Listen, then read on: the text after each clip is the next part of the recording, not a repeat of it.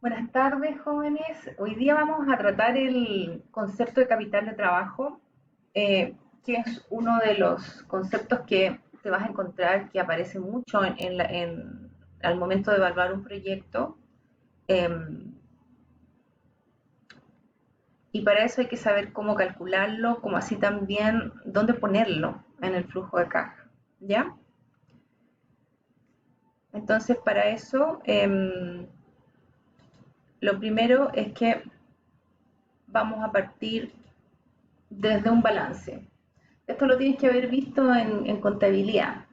Recuerda que por fórmula el capital de trabajo es la resta que se hace entre el activo circulante y el pasivo circulante, ¿ya? Que en el fondo me está diciendo cuál es la capacidad de liquidez que tiene la empresa para cubrir sus activos del corto plazo y cómo los cubre perdón, es al revés. Eh, la capacidad que tiene la empresa para cubrir sus pasivos, sus deudas de corto plazo, con los activos circulantes que posee.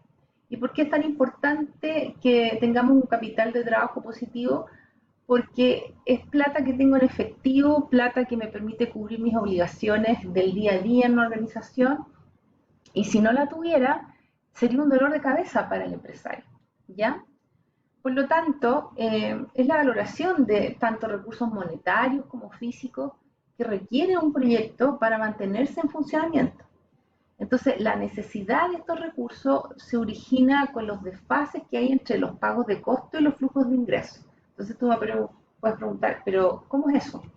Bueno, sucede que cuando el consumidor va a comprarte un producto o servicio a tu empresa y él te paga, tú por otro lado como empresario también tienes tus compromisos. Tú tienes que pagar cosas a tus proveedores. Entonces hay que estar muy pendientes de los días que transcurren entre lo que yo me demoro en percibir lo que pagó el cliente versus lo que yo necesito para poder cubrir mis gastos a los proveedores. Entonces, si esos días no cuadran, se me va a generar un problema de caja, ¿ya? Y eso es lo que no queremos que suceda. Y hablamos de desfases porque ocurre debido a la necesidad de adquirir previamente y mantener volúmenes mínimos, ya sea de materias primas, productos en proceso y terminados, como así también repuestos, ¿ya? Por eso que también se hace relevante ver cómo se maneja una bodega, cómo manejas tus stock de inventario, ¿ya? Como así también considerar los tiempos de transporte. Con la pandemia nosotros vimos que muchos negocios no estaban preparados para el tema del delivery. Algunos lo incorporaron como un servicio más, otros lo externalizaron, pero lo incluyeron para el consumidor, ¿cierto? Y hoy día vemos un cliente que está satisfecho con los tiempos frente a los pedidos que éste realiza y que este también tiene que ver con el capital de trabajo. O el tiempo transcurrido entre el acuerdo que tú haces en la venta y el tiempo transcurrido en el despacho y cancelación de estas ventas, en especial cuando hay crédito a los compradores, ¿ya? Y tú sabes que hoy en día tú tienes que darle crédito a tus clientes. Y eso lo hacemos a través de las tarjetas de crédito. Ya hoy día está con cheques a fecha casi ya no existen y el objetivo es que desaparezcan del mercado. Eh, pero también hay que tener ojo ahí y hacer una estadística, o sea, del 100% de mis clientes, ¿cuántos me pagan a plazo? La rotación de ese dinero me permite cumplir con mis obligaciones para no quedarme corto con mi capital de trabajo. Y finalmente tú como empresa tienes obligaciones de pagar impuestos como el IVA, el PPM, ¿cierto? Donde tienes que contar con ese dinero para poder cumplir con estas obligaciones, ¿ya? Porque entonces si yo no tengo la casa ordenada, me va a quedar la tienda al. Entonces ahí la empresa está mostrando el hilacha, o sea, estoy gestionando mal.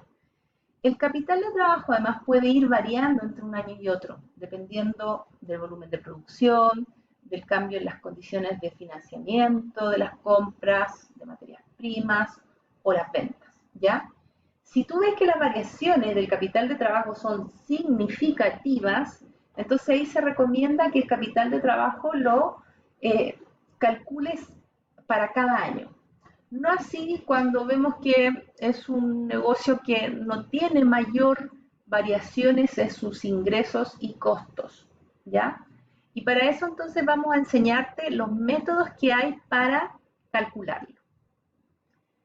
Cuando tú recuperas el capital de trabajo, yo te aconsejo que pongas aparte esta cuenta. Por un lado ponemos capital de trabajo, recuperación del capital de trabajo, ¿ya? En el flujo de caja, tú lo vas a considerar como una inversión, por lo tanto se desembolsa dinero y que se va a recuperar en algún momento. Entonces en el año cero tú lo vas a tener que colocar como con signo negativo y al final del proyecto como que se recuperó, ¿ya?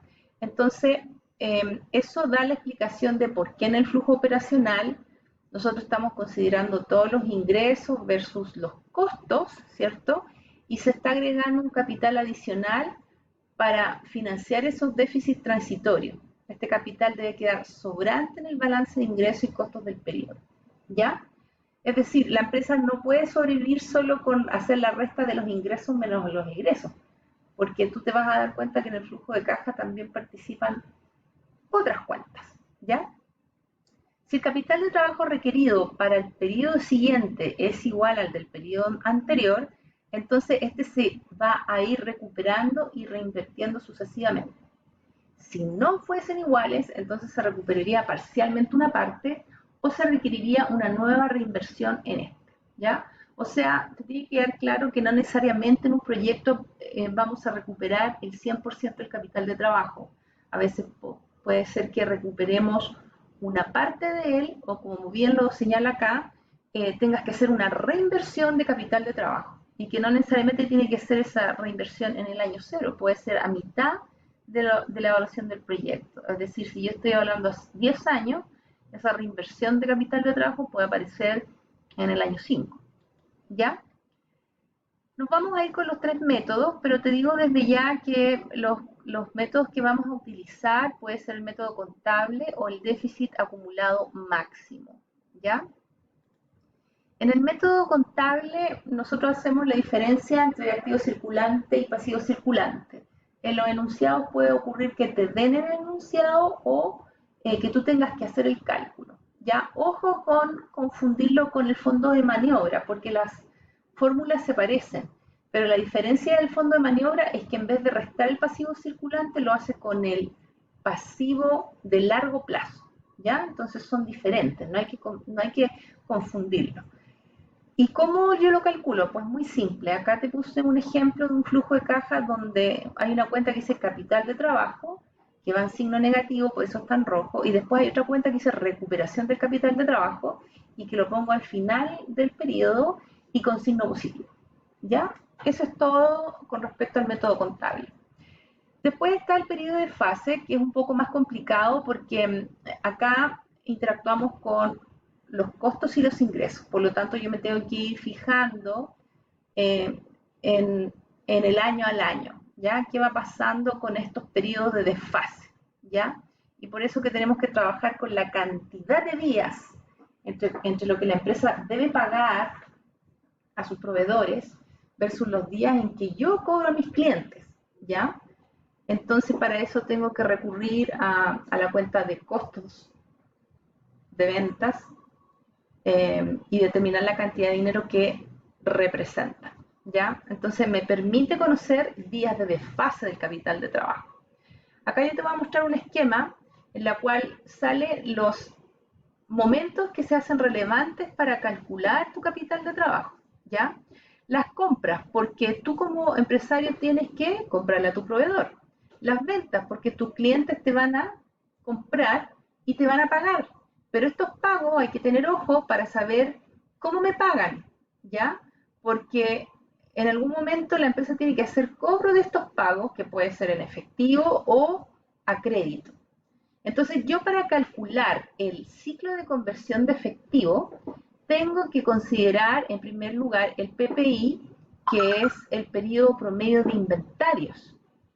el PPP, que es el periodo promedio de pagos que está entre la compra y los pagos, ¿ya?